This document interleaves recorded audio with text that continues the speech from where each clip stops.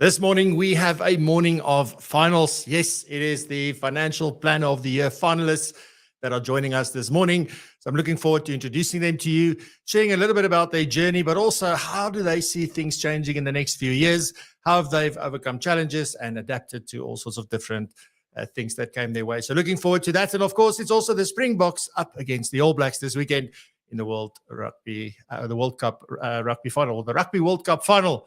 Can see I haven't been that involved. But anyway, ladies and gentlemen, let's get the show on the road. It's going to be a good one. Looking forward to today. So let's do it.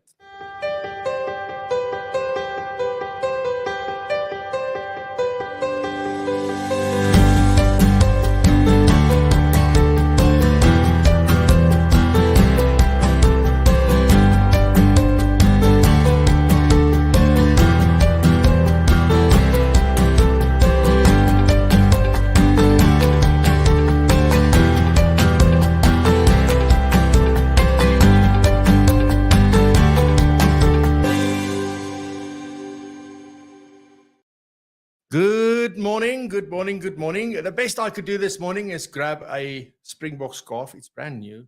I've had it for years, but it's brand new. So looking forward to the rugby this weekend and to see whether we can pull through another one. I'm very positive about that. I hope you are too, and that you are going to spend some time with family and friends, and let's support the Springboks as we tackle the last match of the Rugby World Cup. Anyway, that is not what today is about. Mainly today is all about the three Financial Plan of the Year finalists that where the winner will be announced at the amazing Gala Awards dinner on the 14th, I believe, of November. And looking forward to that. That's taking place in Sandton. So really looking forward to that. But also today to get you to meet our finalists and hear about their story and how they see financial planning playing out in South Africa and globally probably as we move through all these changes that are coming about and technology and all the weird and wonderful things. So really looking forward to chatting to them and for you to get to meet them.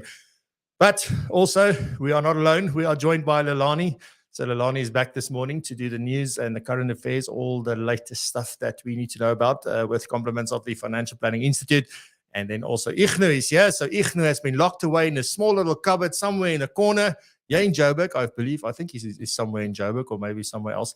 But he's got a phenomenal thing about your story that he wants to share with us this morning. I've got a couple of quick announcements, and then we were going to get into the conversation with all of the finalists. So with that, let me say a warm good morning. Some people have been here very early. So we've got Kobus. Good morning, Kobus. Nice to see you. In first, Johan Potgieter, goeiemôre. Lekker om jou te sien, Johan. We've got Heloise, good morning. Nice to see you as well. Neil, lekker om jou te sien. Good morning. Terence, good morning. Drink that coffee, sir. Less murders. So let's do that. Nico van Wyk, goeiemôre. Nice om jou te sien. Willem Wester, goeiemôre. Welcome terug. Mark Westonford over in KZN. Good morning, Mark. Hopefully there's not too much drowning going on. Ferdi van Niekerk, goeiemôre. Hope it's going well. Johan Blomeres, goeiemôre. Lihana, good morning. Nice to see you as well. We've got Mr. Craig Finch. Good morning, Craig. Nice to see you back live here. And Johan Basson, goeiemôre. And really looking forward to a great show this morning. So, ladies and gents, let's head on over straight to the Financial Planning Institute and in the form of Lelani and hear what the latest stories are that we need to know about. So, Lelani, here you go.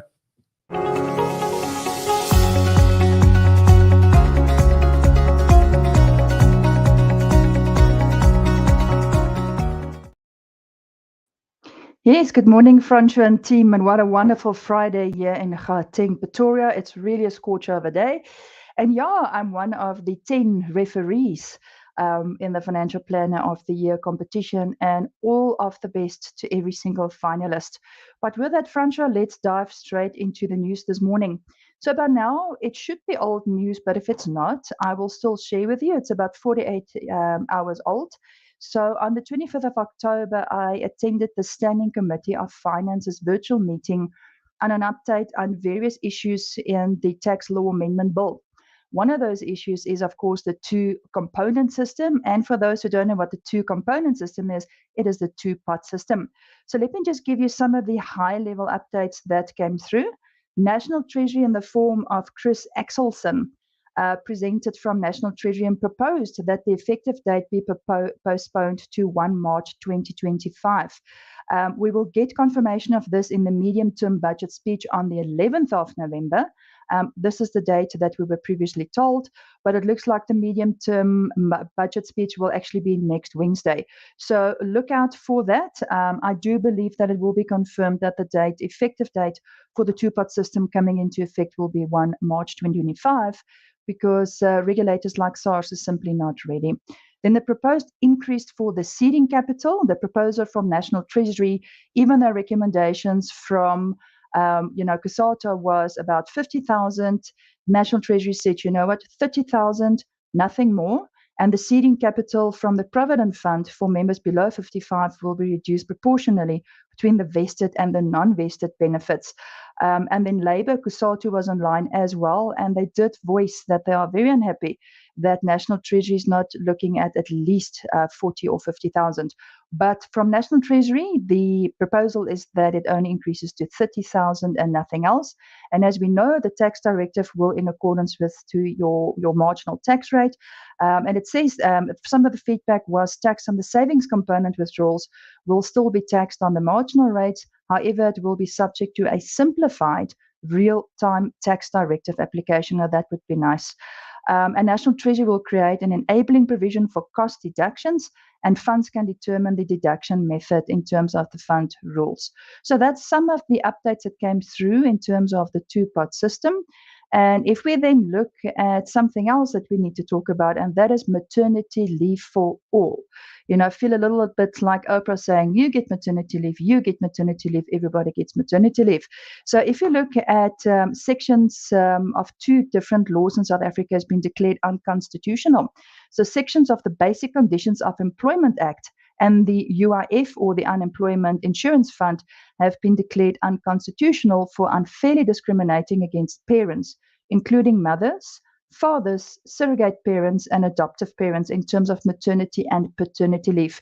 So a Johannesburg High Court judge, Roland Sutherland, has suspended the declaration of the invalidity for 2 years to allow Parliament to rectify this situation in legislation.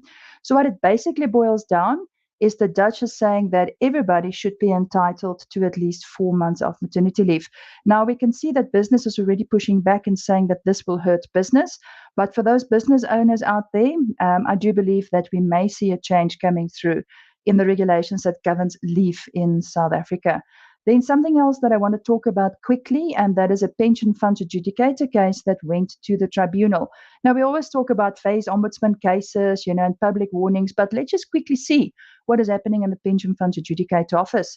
So one of the applicants sought reconciliation of the determination by the pension funds adjudicator, Muvhango Lukamane. So the long story short, for the sake of time, Fransha and team, is that she went to the tribunal to say, I am unhappy that my brother received more money than I did. We are both siblings.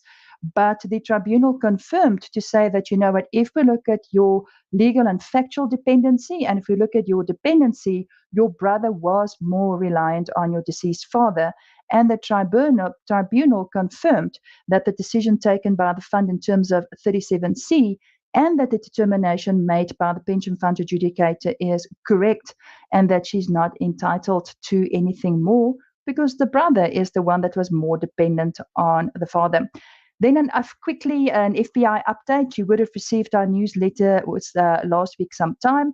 And I know Nikki McDonald spoke about this, but I have to celebrate it again.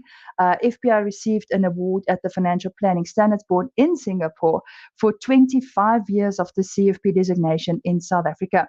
So we have Dante Tagore at the gala dinner that you alluded to, Francois, and Dante will be handing out the award to FPI one more time. Convention, please register if you haven't registered. It is the 14th and 15th November, and we really look forward to that gala dinner, glitzy and glamour, and we are going to have fun. With that, Fransha, thank you for your time. Back to you in the studio. Goodbye.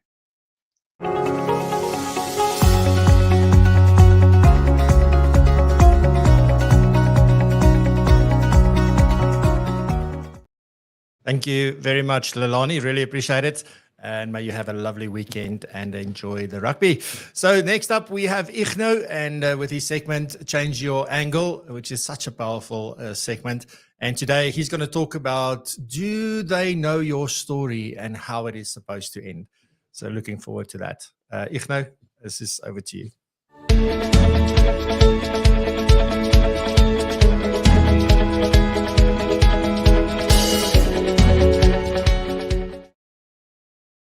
Thank you so much, Francois. I'm sitting here in the Liberty office in Bloemfontein, and I am on leave today. Now, very often we work from home. When I'm at work, I am at home, and now I am on leave and I'm at the office. So that's fascinating. The reason is we've got an ex-Liberty manager, ex-regional manager, Julio Agrela, who's turned into an author, and he has written 3 books on Zeus van Wijngaard. In Afrikaans, and he's visiting the branch, and I'm taking him around. And what's wonderful is he tells his story, and I'm just very quickly going to share his story because it's such a powerful story. When he was in the insurance industry, he had one dream. He wanted to have a little place where he could retire. And he always thought it would be in the Midlands. He always thought it would be a little small farm or a plot or something. And then he became a regional manager for the Cape, which meant that maybe his dream wasn't coming through. But he did speak to his brokers, and he told them about his dream. And then one of the brokers, who was actually the neighbor of a farmer, and the farmer was part-timing as an estate salesperson, told him about a little plot or a little small farm, which Julio calls a plos, which is a plot and a plas, in the region in George. And long story short, he got the place, he purchased it, he started a bistro called Bistro Celerio, because he sat down and he wrote down his dreams, his bucket list. And he said, well, if he had wanted to achieve all of that, he would have had to live until 150. But the question here is, do we have bucket lists? But more important, what he shared with us yesterday was, if he hadn't told the brokers, if he hadn't told anyone about his dream, no one would have known what he wanted. We all know the power of vision. We all know the power of dream. We all know that angle. But the other angle is knowing about the dream and getting others to know it. And what Julio shared yesterday, because as I told you, he's now an author. 3 of his books have come out. They're picking up. I think eventually they might become a mini series on television. But that same broker, who was a part-time broker, who was a full-time farmer, was also the person who at that stage had a daughter who was in grade 12. And by the time Julio had settled on the farm, she was in the working life, and she was working in the publishing industry. Now, connect the dots and you'll see this is the person who eventually connected him to the publishing, which allowed him to write his books. And what he shared, and what I'd like to share with you today is, do people know what you're dreaming about? Do they know what you want to achieve? Because not only is your first level connections important, the people you share it with, but they know people. So how's your network? Do people know? Do their people know? Because the only reason why people will know what you're dreaming about is because you're passionate about it, you share it with people, and you share it in such a way that they want to share it with others. So my message today, yes, the normal angle is, we all have dreams. We know the power of goals. We all know the power of SMART goals. But changing the angle is, do the people that you know about it, because you're so passionate and enthusiastic that people are talking about you, your dream, and how you would like your story to end. Francois, thank you so much. And everybody, share your dreams, live with passion. Take care.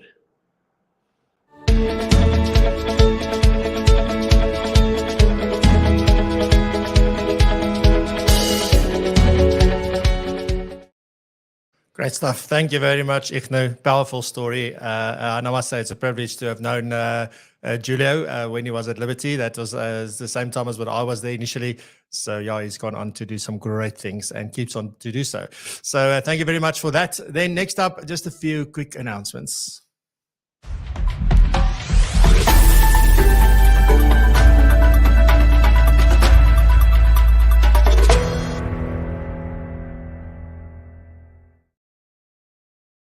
So lots of stuff is going on at this point in time, apart from the rugby and the financial planner of the year competition and all sorts of other things that's going on. There's also a lot going on from Propulsion's end. So I just want to share a few of those things with you this morning. The first of which, and very importantly in my mind, is the things about Connect. So as you know, we are running 4 Connect events, one in Joburg, one in Pretoria, one in Cape Town, and one in Durban. And they are taking place during the course of November. And then the first one is Joburg, which is next week, the 3rd of November. And that has been fully booked. So it's booked out. Our special guest there is going to be Kim Potgieter, and myself and we're going to talk about bringing dreams to life. So looking forward to that. And just for those of you that don't know what Connect is about, it is about taking this show that you're watching at the moment and turning it into an in-person experience. So it's not going to be broadcasted or anything like that. It's all in person. And the whole idea with this, and why we called it Connect, is that 2/3 of that entire event is about connecting with other financial planners and advisors and meeting the guests and being able to speak to them. We also have some of the segment hosts there as well, so you get a chance to also interact with all of them. But at the end of the time, it's coming together to spend time with amazing people and to learn and have some fun all at the same time. So the 3rd of November is Kim Potgieter at Connect Joburg, and that one's been fully booked. Then in Pretoria, we've got Juanita Foster, so that's taking place on the 10th of November. And Juanita and I am going to talk about finding passion, courage, and energy in a world of overwhelm. So that's going to be the special guest and the special topic for that day. And we're going to have that at the Mainland Boutique Hotel. So looking forward to that. So please join us. There's still I think 15 seats available. And you are welcome to join us for that if you haven't booked already. Then Durban, up next on the 24th of November. There we have Mandy Murphy, and Mandy and I are going to talk about punching above your weight. So looking forward to that as well. It's going to be a great topic and a great event. There we've got about 14 seats still left. And then the last one will be in Cape Town. And Cape Town is on the 1st of December. And we are doing that in Durbanville. So my special guest there is going to be Rob McDonald. And we're going to talk about the 7 pillars of financial health, which is obviously based on his brand new book that was recently launched. So if you haven't booked yet, please do so. Cape Town, there's 3 seats left. I think the email that's going out now says 4, but somebody sneaked in last night, and now there's only 3 seats left for Cape Town. So Joburg is fully booked. Cape Town has got 3 seats. Pretoria has got 15, and Durban has got 14, I believe. So please get it done. Share this with other financial advisors and planners and the people that you think will find value from joining us. Please share that with them so that they can also, it's not only for Propulsion members, it's open to anyone. So please go and have a look. The link is down below in the description. It's propulsion.co.za/connect. So very, very simple. Righty then, we've already now had 3 modules of the Microsoft 365 Champion Certificate that we are offering to Propulsion members. And this week, we spoke about meetings. And not only meetings, but also how to use Whiteboard and how to also run great webinars and how to set it all up and make sure that you generate the best experience for people. And it's amazing to see the comments from the people who are attending to say, well, you know what, I'm more and more getting into the Teams thing. I'm more and more starting to use this. And the whole reason why we're doing Microsoft 365 training in the first place is to ensure that you get the most value out of something you're already paying for. You know, often we're sort of grabbing at all these different tools and we have these tech stacks and nothing is connected to each other. And yeah, you have a whole package in the form of Microsoft 365 that can do a lot of things that you don't need to pay extra for because you're already paying for it in any event. And once you get comfortable with how that works, there's a lot of value. Now, next week, we are talking about tasks. So it's all about managing tasks, and it's not going to be just about Outlook and To-Do, because that's sort of the go-to for everybody to use Outlook and To-Do. But we're actually going to delve into Microsoft Planner and show you how you can effectively manage work across your entire organization using just Microsoft Planner as well. So very valuable session that's coming up next week. All right, so then client meeting skills, that's the other program that's currently running in Propulsion. So we have just done a session there that was all about presenting your solution in a client-centric way. The next session that we're going to do is about developing narrative techniques that work in harmony with the advice report. Because the big thing you want to do is not, and I see this happen so often, you don't want to sit with a report and go top to bottom, left to right. You know, that's not what we want to do. And just the client is just sitting there and saying, geez, how many more papers? And we really want to create an experience. And the best way that people are going to connect and engage is if we do it in a narrative way. So next week, we're going to talk all about that. Then the last one is financial planning tools and techniques, also at the moment running. This week, we spoke about building trust, even when the client has no trust in the profession. So we looked at all of the challenges that we are facing from that point of view and how to overcome them eloquently and just effectively. And it was a fantastic session. Next week, we talk about how to ask questions that facilitate an open conversation without feeling intrusive. And we're joined by special guest Steve Martin, which is a character in his own, but always very honest and very straightforward in how he views things. So also looking forward to that session. Wow, that was a mouthful. So ladies and gentlemen, if you're new here, warm welcome. If you've been around, welcome back. And if you're watching on demand or the recording, thank you very much for that. We really appreciate it. If you haven't liked this video, so that's that little thumbs up button and you're getting value, please click that. It helps us to reach more people. And it's a very simple thing to do. You just go click and it's done. And right next to it, there's a subscribe button. So if you haven't subscribed yet, we see that about 60% of people haven't subscribed yet that are watching. So it'll be fantastic if you can do that. It does help us grow as well. And it doesn't cost you anything. Ladies and gentlemen, now we finally come to that part of the show. We're going very quickly this morning. We're only like 20 minutes in, but gives us more time to chat to the Financial Planner of the Year finalists. So looking forward to that. And that is up next. Here we go.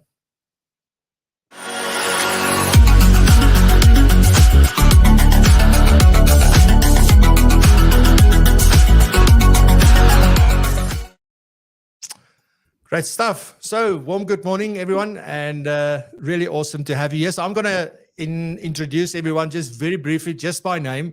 I'm going to give each one of them a chance just to tell you a little bit about themselves, who they are, where they started, etc. Just so you get a sense of who we have as the finalists, and then we get into a deeper conversation with them. So first up, I've got Tom Brukman. So Tom is from Chartered Wealth, and looking forward to chat to you today, Tom. But tell people a little bit more about yourself.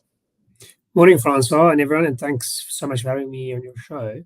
Yeah, so I'm a financial planning specialist and a CFP designated professional at Chartered Wealth. I'm a director in the Western Cape office. So our head office has been in Johannesburg, but our Western Cape office is growing rapidly, which John Campbell, our CEO, is worried about, I think, a little bit.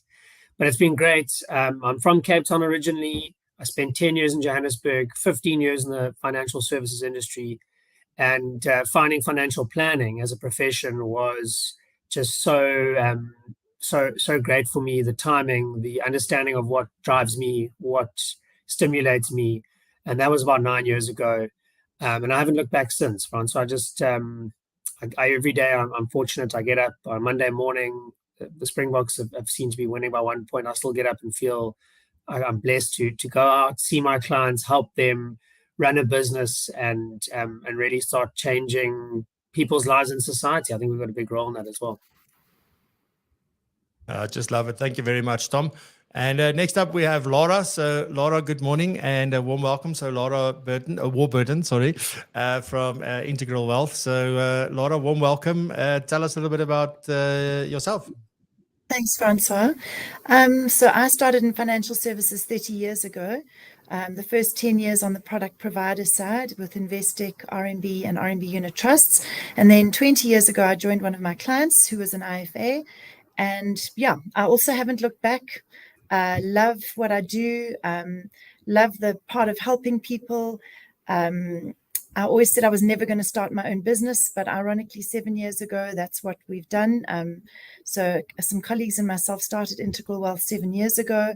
And yeah, I can't believe it's 7 years. It just has gone by so very quickly. But yeah, it's a great profession to be in. And I think we all feel honored every day when we get to help people and make a difference in their lives. That really is what it's all about. And thank you for having me on the show as well. Fantastic. Thank you very much, Laurie. We must be careful what we say that we don't want to do. It's like the universe has got a sense of humor, and it's exactly what it throws your way. But thank you very much. And once again, a warm welcome to yourself and Tom so far. And then Noel, good morning. Nice to see you.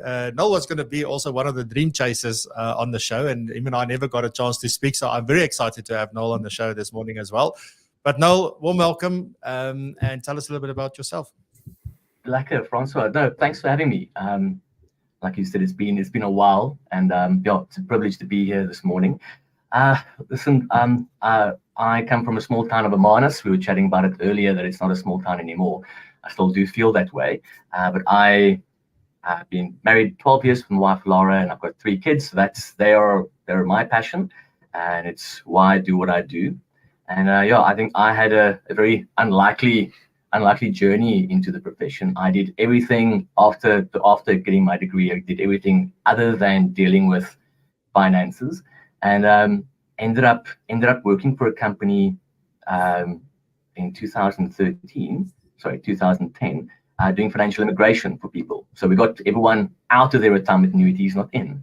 And it was during that time where the CFO of the time said, "Listen, but no, why don't you do your CFP? It'll help you with some of the questions you're getting." And no idea what CFP was. I looked through the framework and I thought, well, this is actually everything I'd always like to know. And going through the degree, just felt a passion of seeing, well, I realized I was good at seeing the big picture. So seeing how everything from estate and tax and retirement planning, how all that fitted together into one big picture. And I passed the board exam, and literally a month later, I left, joined a practice in Old Mutual, and yeah, now this is my 5th year in the profession now, and I'm an executive financial planner in a practice in Old Mutual in Amanus. Brilliant stuff, and thanks again. So just a massive congratulations to all 3 of you for making it through to the finals of this, I would say, esteemed competition. And there's a lot of rules and things that are, or criteria rather, that you need to meet before you can even enter. And then it's a rigorous process that you go through. And I know it's very time consuming and a lot of other things. But I'm really sort of interested to just briefly hear, Noel, while I've got you on screen, it's just like, what made you enter this competition? Why did you decide to put yourself, front and center and say, well, look, I'm going to do this competition? So we entered last year as well. So last year my practice decided to go on a journey of trying to make sure that what we were doing is right by the client. We all have blind spots, so we wanted to make sure, well, how do we check that we don't have any blind spots? We're not messing something up with our clients. So we thought, what's the best way of doing that? Let's enter competition, and let's enter the hardest one you can, and at least then we'll have an objective feedback to show us if we're doing something right or wrong. And last year we made top 5, which was, I think, 3 years into the profession, was amazing. So we want to learn continually and want to continually make sure that we're doing the best by our clients. So we entered again this year, and I mean, it has been absolutely amazing to be one of the finalists. But it just shows that you really have the client at the center. That you can make it. So we entered to make sure that we're essentially looking after the client. That's been the front and center of our practice. Yeah, I really love that. And Tom, for you, this is not your first rodeo. I don't know how many times you've entered before, but I know last year I remember you were also one of the 3 finalists, and it was so you had a bit of a sense of what was going on, as Noel did. But, what has it been like for you? I mean, I'm always sort of encouraged or inspired when I see people, somebody else won. I'm going to do it again. And I wish more people would do that in business as well. If the business doesn't work, then we sort of try again. So, but anyway, on that note, you decided to enter again. What made you go through this again? Well, I must say, Francois, last year at the dinner, it's the exact same dinner. So you don't know anything. The 3 of us don't know at all. No idea. You don't get told before. And they announced the winner. Palesa from last year is amazing. And before her name had finished coming out of Lalani's mouth, my colleague turned to me and said, well, better luck next year. And when you go through something so rigorous, the last thing you think about is entering again. But as that memory fades and as you get the feedback and you start thinking about the learnings, and I guess the big thing is implementing the learnings and taking them and actually practically using them in your business and seeing the effect of them, you become more confident. You go, you know what? I'm feeling actually that next year can be my year, and I can bring in the elements where, like Noel said, where you have maybe a couple of blind spots where your clients can get more from you and what you should be doing. So it's a sort of progression in your head, and I just and my wife and kids, it's just been so supportive of me doing it, because it is time consuming and it takes a lot from you, but it's also so great to just have another sort of dive on your business. You're so in it a lot of the time and working and clients, and it's nonstop, that to take a step back and make the time for it is so beneficial. So it wasn't easy at the beginning getting back in, but yeah, I think being resilient is important. South Africans, we know that. I mean, we see it every day. We see it with what you can mention 10 things off the top of your head. So yeah, I was quite positive entering again, and just wanted to give it my best. And I'm glad it's worked out, and hopefully I can go one step further. But to be at this point as well is also amazing. So really happy to be here. Awesome stuff. Laura, for you, I'm not sure if this was your first time. Is this the first time you've entered, and sort of what made you take that step? To say, guys, I mean, both of you, Noel and Tom, have said all the things and the reasons why it's such a good competition to enter. It is my first time. I've been managing director of 3 different financial planning practices for the last 20 years. I was around when FICA and FAIS were both introduced to this country. I registered the first FSP that I was with at the time. So I've always been involved on the compliance side, and I've been responsible for setting up the practice management and the way we've run these 3 businesses. I've always wanted to enter the FPI Financial Planner of the Year competition, but time-wise, it's been difficult. I've been a single mum bringing up my kids. So my daughter, the youngest, is now in her 5th year at university. And ironically, it's taken 5 years to get here and to actually bite the bullet and do it this year. It has been time-consuming. I have loved the process.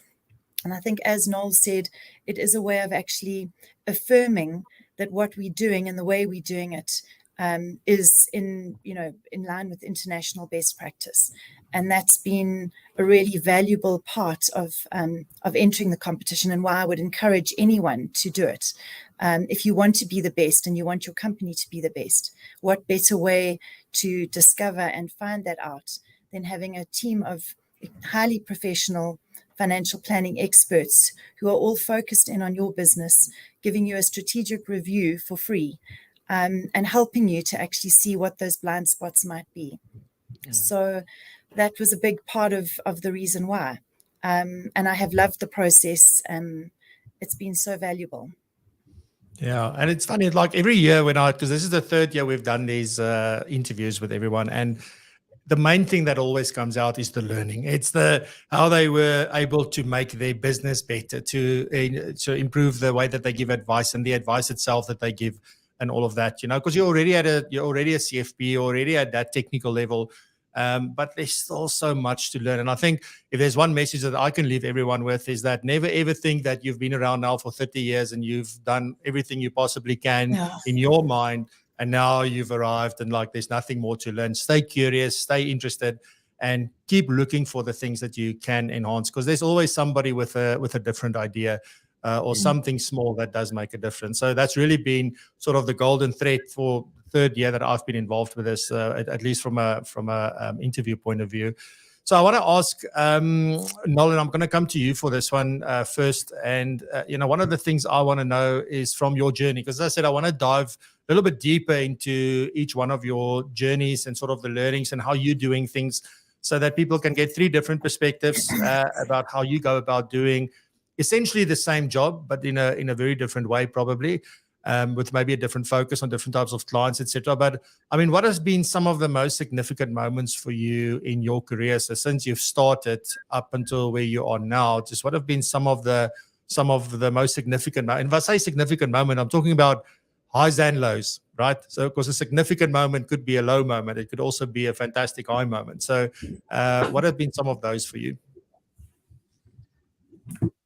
I think what changed for me, it was at the last company that I worked with. I was working closely with a client and her family in so doing their financial immigration. It was a lot of work. I could see that it was going to be, it was going to help their family well. And I had my chat with her on the Monday or on the Friday and said, listen, Noel, I'm happy with everything. Let me just chat with my husband over the weekend, but Monday we'll push the button, we'll start. I'm like, great, that's fine. Monday came, didn't hear from her, which is strange. Tuesday, nothing. Wednesday, nothing. I mean, we've all had those. But something doesn't feel right because I connected really well with her and her family, and we're going to be doing good work. And the Monday, I got the call from my husband and said, well, listen, she passed away over the weekend. What do we do now? And I went into like an existential crisis at the time to go, there's actually nothing we can do. Everything that we've been planning towards has been to kind of resolve this. And now everything's, I can't think of a nice word of saying it, but it's a mess. And I think at that time I realized, Noel, there's nothing that you can control. In the business, if you're in sales, whatever it is, you can't control anything. And that's, I think I was near completing my postgrad and then doing my CFP. It's when I left. And when I started in the profession, I then thought, well, I can't control anything. What can I control? I can at least control the type of person I'm going to be and the advice I'm going to give and who it is that I'm going to see. Because the advice that I got was, listen, you have to call 100 clients a week. Just try and get as many people on the books, and whoever falls away, falls away. And I'm just not that type of person. Clients don't realize it of mine. They see me as a typical CEO person who makes the decisions and the red personality. I'm actually a green person. I'm actually introverted. I'm a strange introvert who actually likes people. But I took that from the beginning to go, actually, I don't want that. I don't want hundreds of clients. I want someone that I want to walk a 50-year journey with, or at least we can plan for my journey with them and their family. If I'm not around, at least we've prepared a journey for their kids as well. So it was knowing that I can't control anything, but I can control the type of people who I bring into my life. So every client becomes a part of my family, and it's not just a way of saying it. It's true. And I can control the advice that I give. And as long as that's ethical, I can go to sleep at night, then we're doing the right thing. And if it means I'm making millions or not, it doesn't actually matter to me. And that's what we've leaned into over this is my 5th year in the profession now, and we've just leaned harder and harder into that. The motto that we've got in the practice is we're all things to some people, not all things to all people. And I borrowed that from Duncan McPherson, but I've changed it to go, but we're also very specific about who those some people are. So there are guys that agree with our values, the way we do things, that want the type of care we're going to give them. And we look at, so I know there's specialists out there, but we almost say that also because you're a CFP professional, you probably know 80 to 90% of everything and how it all ties together. And so we leaned into saying, well, we're specializing in looking at the big picture.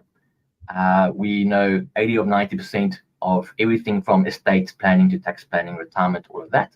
And to properly care for the type of people that we want to care for, we need to know everything about them, and we need to be able to plan for everything. So we pull in professionals where we feel like we have a shortfall, but we specialize in caring for people in every single part of their lives. And it's a lot of work. So we only bring in a couple of clients a year, but that's just to me. That's something I'm passionate about.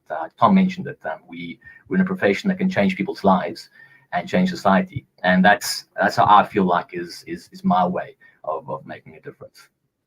Fantastic, thanks, Noel. Yeah, that is quite a big moment, and I heard two similar stories in the last week where something like that. Somebody's policy that something went wrong and the thing lapsed, and they were busy putting it back, and then something happened, and it's like stories like that where the unforeseen happens, everything's fine, and And I guess the reality is that we all none of us get up in the morning and think, oh, today's the day, today's my last day. When like our brains just doesn't work that way. And neither do we think that anything's going to happen to any of our clients. But unfortunately, life does. So that's such a significant moment. Thank you very much for sharing that. Tom, from your end, maybe some significant moments or a moment that was really sort of the thing that said, well, this is either why I do it, or this is now I've got to change how I do it, or whatever some of those moments were for you. Yeah, thanks. I just want to say that was a really amazing sort of little intro there not intro, just what Noel said. And it makes me think about how fortunate we are in our profession with our colleagues. And I've been lucky enough to meet, the professionals and the people that do what they do for so many people. And we have such a great collaborative industry. And that's one of the things that I think isn't spoken about enough. I mean, we all collaborate so much. We're all so respectful of everyone's practices, what they do. It's all different. But at the end of the day, you can see the kind of passion and how everyone wants to work towards a greater good. So that was, really awesome to hear, Noel, I must say, really, really cool. Francois, from my side, I guess, early on, I started financial planning in the profession and I was studying my postgrad. And, I'd heard about how, you can have quite a lot of emotionally charged and draining meetings with clients because you're dealing with such an emotional subject and such a sort of secretive subject, taboo subject in a lot of people's lives.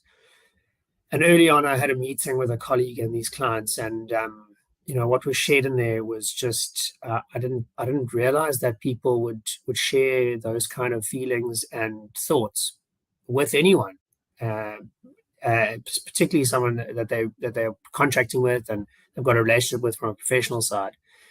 And it just lit sort of this fire in me, saying, if I can be a part of people's lives like this and listen and work on myself and help them in a way that's so different to any other industry, I mean, with respect, it's just not transactional at all. That's really what it is about.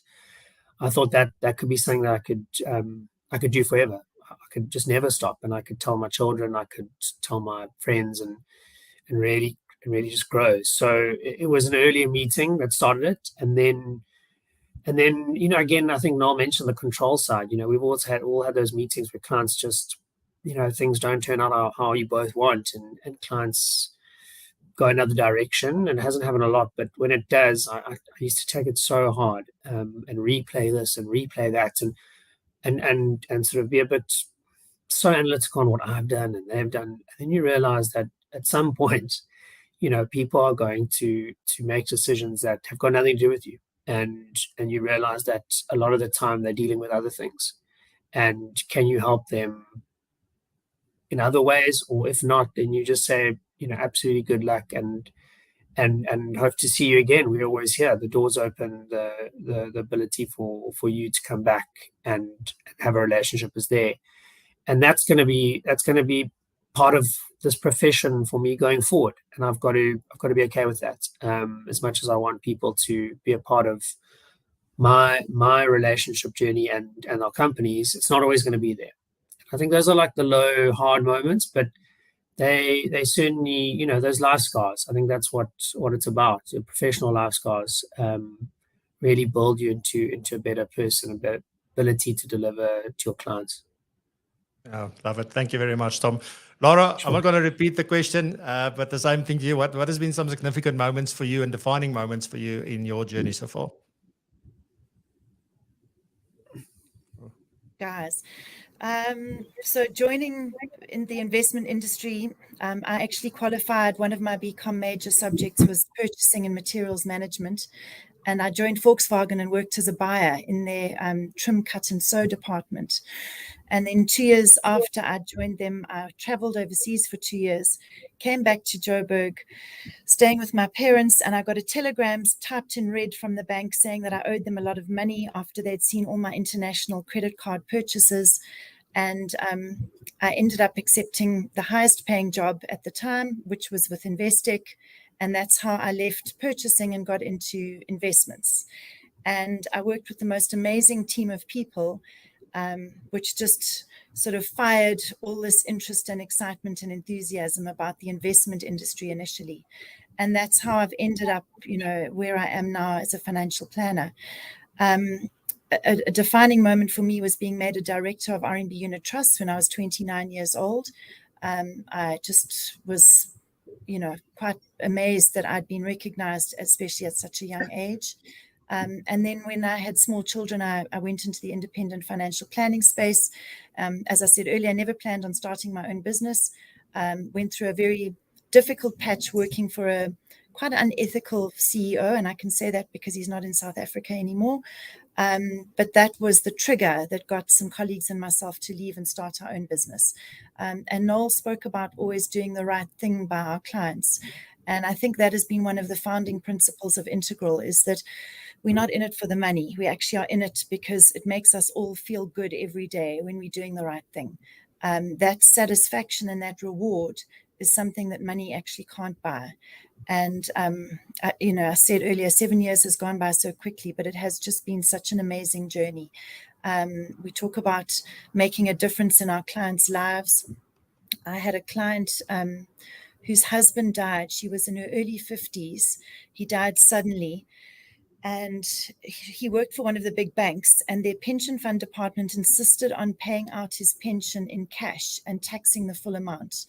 And I helped that client do an ombud claim, and Standard Bank actually then agreed to reverse the whole thing and allow her to preserve the pension and take a living annuity. It meant that she got out 4 million rand more than she would have done.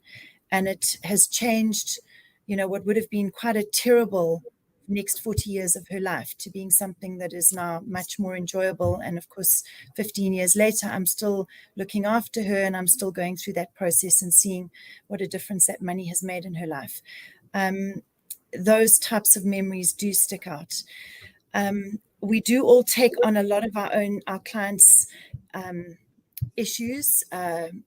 I worry all the time, especially about the clients who commit to a plan and then don't actually follow through with it. And I think COVID was quite a defining moment for me, because we were all working from home, but it made me start to think a little bit more about boundaries. I can't lie awake at night worrying about the rest of the world. They also have to take responsibility. Clients have to take responsibility for their own financial futures. It's not my fault when things go wrong. All I can do is help and guide and advise. And I've stopped sort of sitting with clients going through their budgets and saying, well, why don't you cut this or why don't you cut that? I said to them, you need to decide what it is. So it's just an example of saying, there's a line and I'm not going to cross it anymore, because it just all became too personal for me. Those are probably most of my sort of significant moments. I think my final one would just be the staff that I've worked with over the years, seeing their journeys, seeing their growth, especially the people that have started out working with me, a lot of the interns that I've employed over the years. And it always makes me very proud. I'm in touch with a lot of ex-staff, and I love seeing what has changed in their lives and the positives that have come for them. But yeah, it's been a wonderful profession to be a part of. I really do love it. Awesome. Now you can see the passion. So thank you very much, Laura. Yeah, it's interesting to see how everybody's got their own defining moments and things that stood out for them, and things that said, well, on the one hand, I need to do this, and then on the other hand, I need to stop doing this, because I think most financial planners are inherently very, very caring and empathetic and those kind of things, but means that they give a lot about themselves, often at the expense of themselves. So it's not to say that I'm not saying that some care and some don't care. Some just take it so personally. So some care, but there's a level, and then there's others who just give everything, and then that can be detrimental to your own well-being as well. So I think that's such a valuable thing to raise as well. Then I want to know, Noel. So in about 2 minutes, if you can. There's so much changing at the moment. It's a rapid pace. I mean, I've been on a AI panel, and I had discussions with people about technology and AI this week, and busy with a lot of research in that space, and obviously doing a lot of courses and things to sort of make sure I stay up to date with all of these things. But hell, it's hard to keep up with all these changes. So what I want to ask you is, not just from a tech point of view, I'm just talking about financial planning in general, the profession.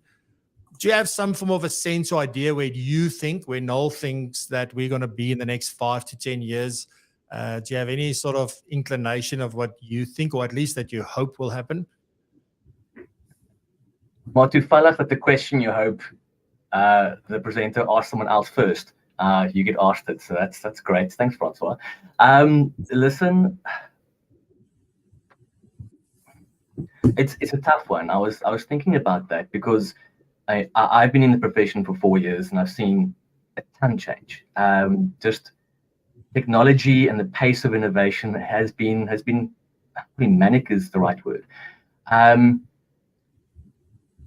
almost want to say I don't know, because we have so much going on. But I think one thing that I want to hold on to, I think it's two things that I'm hoping that we'll see in the next 5 or 10 years, is the continual professionalization of our profession. I think that'll help us and put us in good stead.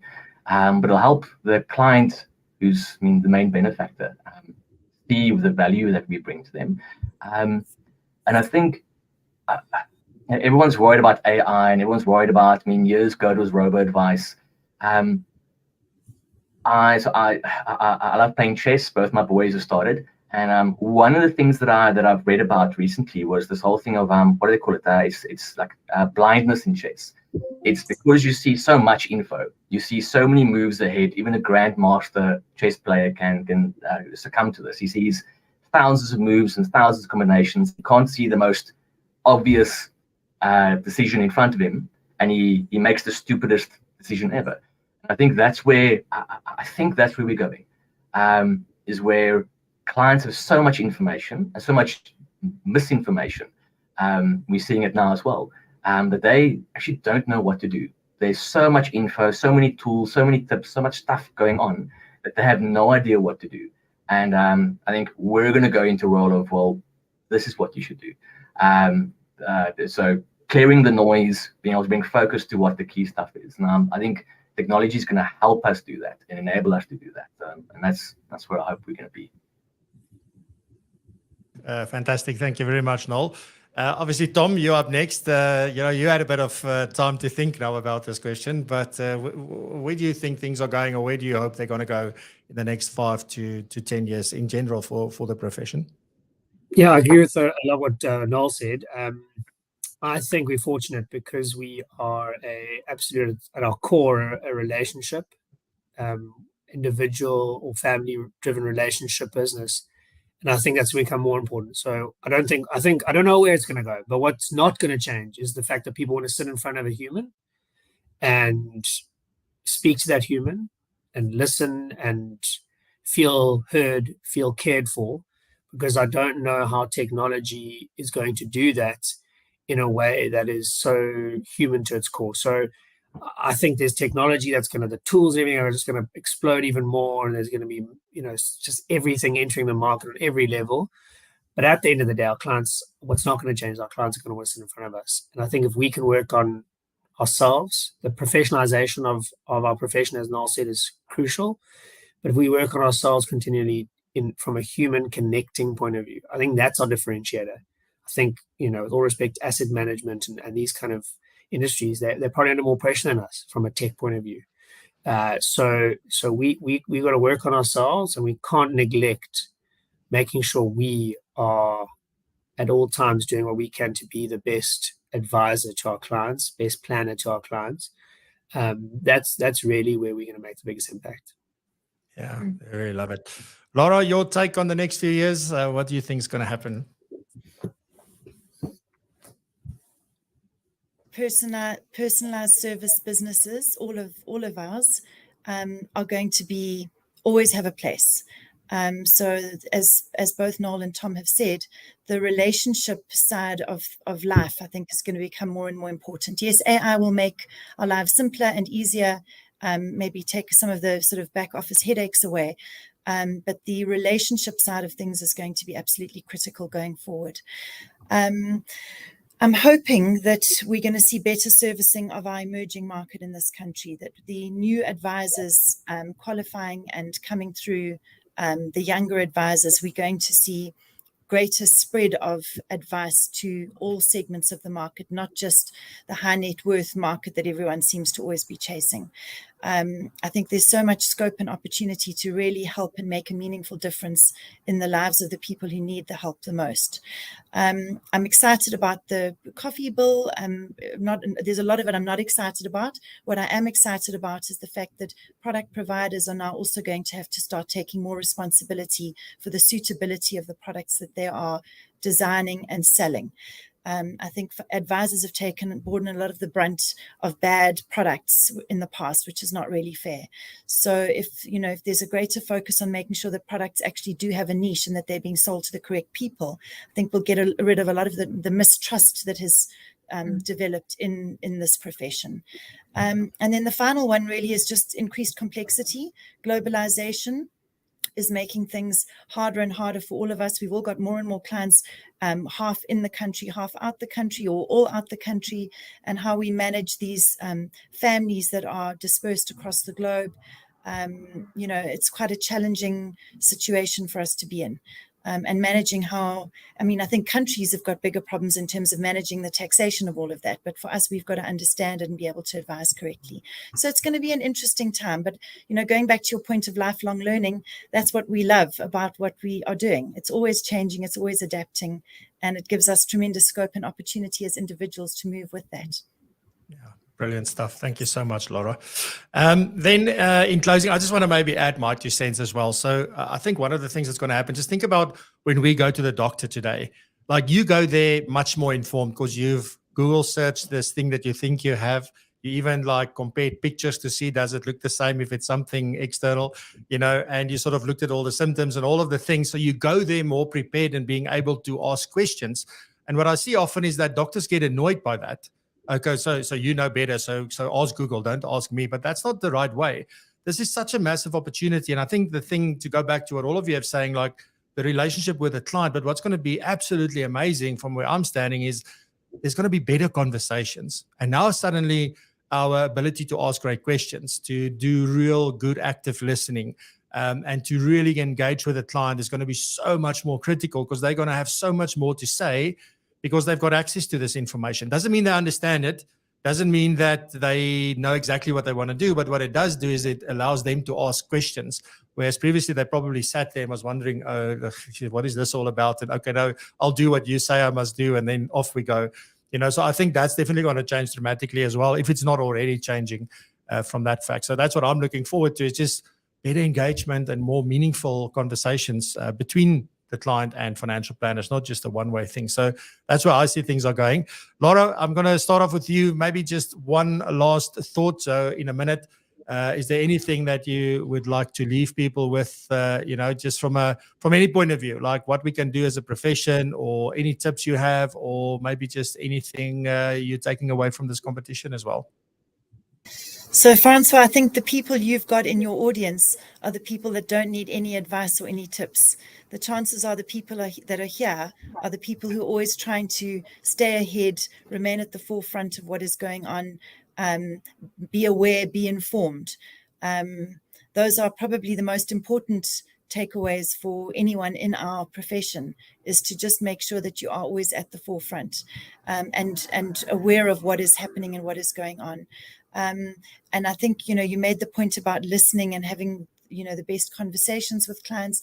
We know that as financial planning professionals, we used to think it was all about the numbers and working with rational man. It's no longer rational man or woman. It's irrational man or woman. And it's how we actually deal with all those behavioral biases and get to asking the right questions and getting the right answers to be able to give the most meaningful advice. So that would be it from me. Fantastic. Thank you very much. Tom, from your end, what would you like to end off with? Yes, I completely, Francois, what you were saying about clients becoming more informed, maybe sophisticated. There's a big role that we can have to play with these clients and helping them. And our conversations become far more in-depth and deeper, but they're going to also take a lot out of us, I think. So, I think just know that we're going to have a fantastic journey as professionals, and work on yourselves, as Laura said, and enter the FBI Planner of the Year award. There are so many stages to it, And at each stage, you learn so much, and it is so worthwhile to get a deep understanding of yourself and your business. I can't tell you. I mean, I've done it 2 years in a row now, so I've got some good experience. And give it a go. Really, it's not an intimidating process. People are so great and understanding, and they're so collaborative in the industry. And let's work together. Let's support the FPI. Let's support our bodies, because if we are not strong together, cracks will form, and will make it harder for everyone involved. So I think let's stick together, and let's go on this journey as one unified, as much as we can, unified voice. Love it. Thank you very much, Tom. Noel, this time you had the benefit to think a little bit, but anything you want to leave us with? I think what was lovely about the takeaway of going through the competition was I first thought it would be about the advice that you give and our processes and our systems, which it is. What was refreshing was that a lot of it from every panel that we dealt with was for them to understand who we are as planners and as people and why we do stuff. And that to me was amazing. And hearing both Tom and Laura's stories now, I think that's a takeaway that I can see. It's evident to them. It's evident to me because I see it in my life too. But I think something I can say to the audience is that it's just by judging from the three of us, it's amazing you see that you can build a sustainable, good business while looking after the client, doing the right thing. I think the what's the right word? The thing in the industry, and I'm using industry, not profession, is that someone's got to win out of the relationship between the investment firm or the advisor, the client, and usually the client's the one who's not winning at anything. It's usually the broker or the company.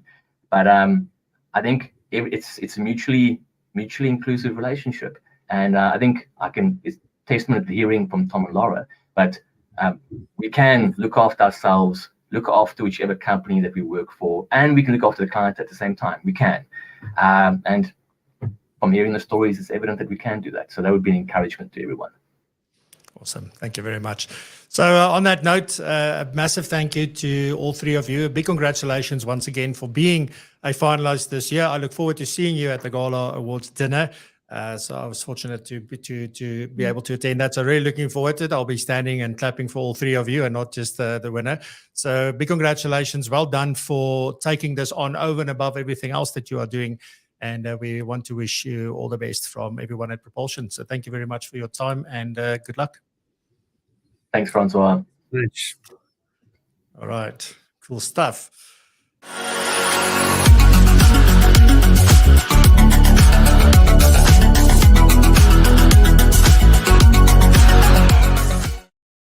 Righty, ladies and gentlemen, with just like that, we've gone 2 minutes over time, but I think it's well worth it.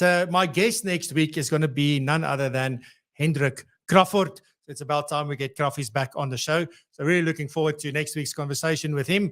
But in the meantime, have a fantastic weekend. Stay safe, be blessed and prosper, and continue to raise the bar. Love you. Bye-bye.